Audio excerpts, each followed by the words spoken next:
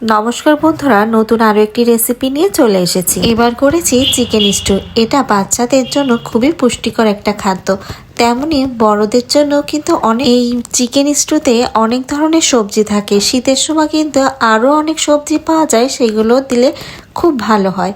আর আমি দিয়েছিলাম গাজর, আলু দিয়েছিলাম, আর দিয়েছিলাম আস্ত পেঁয়াজ, আর সাথে ছিল পেঁপে। এই পেঁপে, গাজর, আলু আর যদি ক্যাপসিকাম দিতে পারেন আরও ভালো হয়। আমার হাতের কাছে ক্যাপসিকামটা ছিল না, তাই আমি ক্যাপসিকামটা দিতে পারিনি। আর এখানে সবজিগুলো দেখেই নিয়েছেন আমি কি কি সবজি নিয়েছি। আর পেঁয়াজটা আস্ত নিয়েছি, আমি পুরো একটা মুরগি নিয়েছি। পাশেই গরম জল করে নিয়েছি, গরম জলের ভিতর আমি মুরগি আর কটা গোলমরিচ আর একটু লবণ দিয়ে সিদ্ধ করে নেব 5 থেকে 10 মিনিট। যতক্ষণ না ফুটে আসবে ততক্ষণ অপেক্ষা করব, আর সাথে কটা কাঁচামরিচও দিয়ে নেব। আর আমি একটু সিদ্ধ বসিয়ে ভালো করে নাড়াচাড়া করে নিচ্ছি। আমার এই বাটিক ড্রেসটা অনেকেই জানতে চেয়েছেন কোন পেজ থেকে নিয়েছি।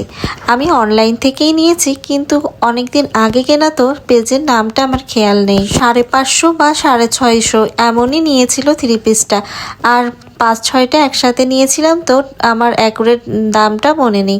আর এদিকে আমার মুরগিটা সিদ্ধ হয়ে গেল, আর আমি এই জলটা ছেঁকে নিচ্ছি। তারপর পাশেই তেল গরম করে নেব, আর দারচিনি আর এলাচ ফোড়ন দিয়ে নেব।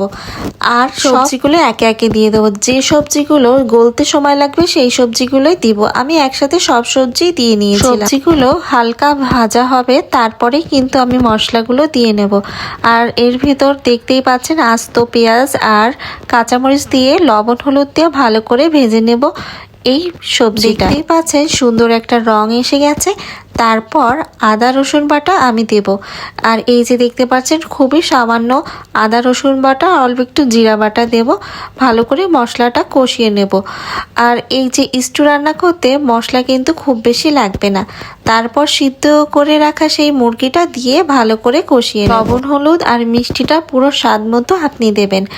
আর দেখতেই পাচ্ছেন আমি সিদ্ধ করে রাখা সেই জলটা আমি ঢেলে দিলাম। আর এই যে ঢেলে দিয়ে যতক্ষণ উতল না আসবে ততক্ষণ পর্যন্ত অপেক্ষা করব, ঢাকনা দিয়ে ঢেকে রাখবো। আর দেখতেই পাচ্ছেন কি সুন্দর উতলও এসে গেছে, আর রংটাও খুব দারুণ এসেছে। আমাদের মতো যারা অনেক বেশি মশলা দিয়ে কষা কষা মাংস পছন্দ করেন, তাদেরও একটা সময় যে এই খাবারটা অনেক বেশি পছন্দ হবে। আপনারা অবশ্যই ট্রাই করে দেখবেন। মাংস প্রায় সিদ্ধ হয়ে গেছে, আর লাস্টের দিকে আমি একটু গরম মশলা দিয়ে ভালো করে নেড়ে চেড়ে নেব। আর এই তো আমার হয়ে গেল কিন্তু গরমা গরম চিকেন স্টু। গরম মশলা দেওয়ার পরেও আমি প্রায় 10 থেকে 15 মিনিট নিভা আঁচে ঢেকে রাখবো, তাহলে পেঁপে আলু ভালো মতো সিদ্ধ হয়ে যাবে, গলে যাবে। আর যে আস্ত পেঁয়াজটা দিয়েছি সেটাও ভালো করে গলে যাবে, একদম তুলোর মতো। আর এই খাবারটা যেমন একটা বাচ্চার জন্য খুবই পুষ্টিকর একটা খাদ্য, তেমনি আপনাকে সুস্থ রাখবে এই পাতলা খাবারটা। আপনারা কিন্তু সুস্থ থাকার জন্য এই সব রকম সবজিতে এই স্টুটা রান্না করে দেখতে পারেন। খুবই কিন্তু মজা হয় খেতে। অনেকে আবার ভাববে রোগীর পথ্য হিসেবে ব্যবহার করে এই খাদ্য, হয়তোবা, কিন্তু না, এই খাবারটা আপনাকে সুস্থ রাখবে। আর এই স্টুটা কিন্তু ইন্ডিয়ার মানুষ অনেক বেশি পছন্দ করেন। যারা ইন্ডিয়া থেকে আমার ভিডিওটা দেখছেন অবশ্যই কমেন্টে জানাবেন। আর আমার এই রেসিপিটা দেখে কে কে বানাবেন আর কে কে ঠিক এইভাবেই বানান অবশ্যই কমেন্টে জানাবেন।